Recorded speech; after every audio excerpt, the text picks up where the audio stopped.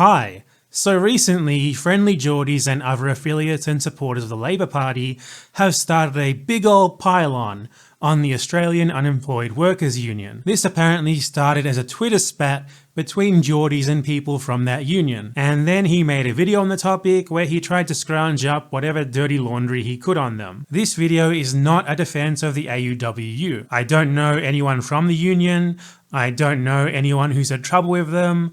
I can't comment on those aspects. What it is about is the fact that there is far more to this than that. You see, Jordies is a federal Labour Party guy through and through. Whatever personal principles the guy may have, he's happy to keep them under wraps if that'd be inconvenient for Labour. This has been especially obvious since the 2019 election, when Bill Shorten went in with a fairly ambitious, for Australia, centre-left program. And you know, Jordies was all in on advocating for it. Then, after the election loss, he was replaced with Anthony Albanese, who immediately took a sharp turn to the right, collaborating with the Liberals a whole bunch too. Yet Jordies is still just as much of a Labour Party guy. He may occasionally express some minor disagreement with them, but he's never going to actually advocate against them, especially not on the federal level. There is a big reason why a Labour Party guy like him is attacking the AUWU, or at least why other Labour surrogates like Van Batten are piling on. It's certainly not out of a genuine concern for wrongs committed by the AUWU, or because it's wrong for there to be a union for unemployed workers. It's because their legal structure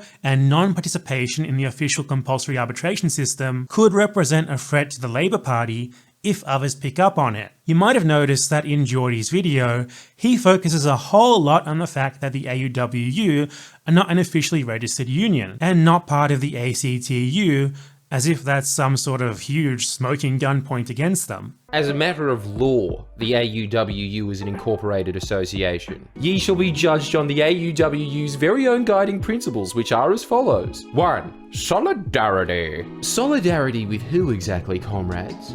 Actual unions that, unlike the little revolutionary cosplay convention you've got going on, secured both job seeker and job keeper? The Labour Party that's doing everything it can to clean up the robo-debt fiasco. Two bodies that in tandem have given us some of the lowest unemployment rates in the developed world. But those are actually good things. You see, Geordies nor anyone else who's way too deep into the Labour Party will ever talk about this, but back in the 80s and early 90s under Hawke and Keating, Labour made a series of deals with the ACTU and corporate representatives that created the compulsory bargaining system that we have today, in exchange for allegiance from those corporations, the ACTU, and the unions that are under them. The present system that we have of officially registered unions, the vast majority of them under the umbrella of the ACTU, with strong government regulation and control over union activity to ensure that unions do not become too inconvenient for businesses, is a result of those accords. Of course, the Liberals took this system and made it even harsher in the Howard years, but Labour are the ones who set it up, enabling that in the first place, and it benefits them the most. Thanks to this, union power has been absolutely demolished. Membership is abysmal at about 15% of all workers,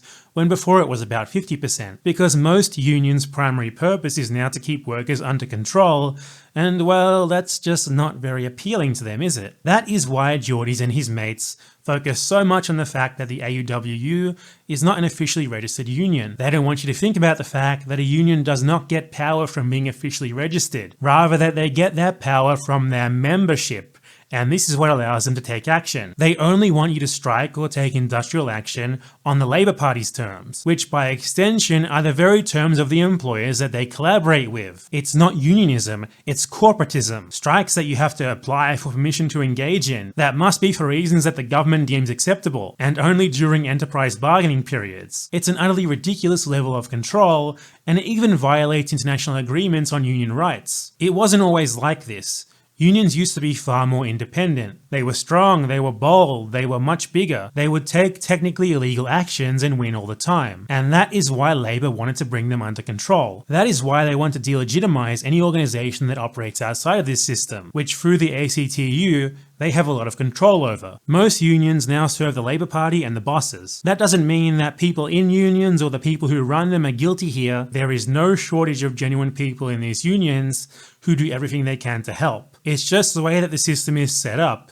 It's far bigger than any individual involved in it. The many, many good people within it would be able to do far more without these corporatist limitations. Any union that operates within the system is pretty much doomed to be consumed by it, and as long as we don't challenge the system, it's gonna stay the same. So how could we challenge it then? Well, the simplest thing to do would be to preference Labour further down in seats that have better challenges, or much better, by organising and taking action outside of it, including in ways that may be technically illegal, like the utter Chad unions from 40 to 50 years ago used to. That is exactly what Labour and their die-hard supporters want to keep us from thinking about. Now, I'm not actually sure if Jordies is smart enough to have thought about it this deeply. He probably just thinks ACTU equals Labour equals good, and was motivated to make his video on the matter because his honour was being besmirched on Twitter more than anything else. But he serves the Labour Party's interests all the same either way. The pile-on from smarter Labour operatives and supporters who do actually understand what is at stake here